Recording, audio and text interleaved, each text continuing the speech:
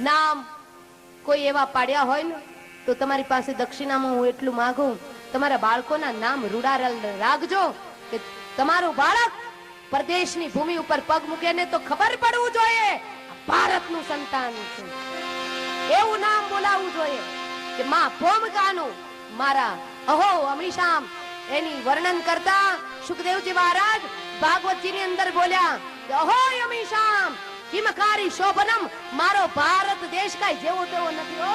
અહો અમીશામ કિમકારી શોભનમ, જ્યાં દેવતાઓને પણ અવતાર લેવાનું મન થાય. શૂરપતિ ઇન્દ્રને એમ થાય કે એકવાર જો મોકો મળી જાય અને કોઈ કૌશલ્યા જેવી માં મળી જાય ને તો હું રામજીની જેમ રમી આવું ભારતની અંદર. કોઈ સામાન્ય દેશ નથી ભારત મેરે ભાઈ બહેન. પરદેશ જે રહેતા હોય એને બધાને પૂછજો, એ પરદેશનો રૂપિયો બહુ મોટો, બાકી બધું એમ. પરદેશ રહેતા હોય એને પૂછજો તમે કેવી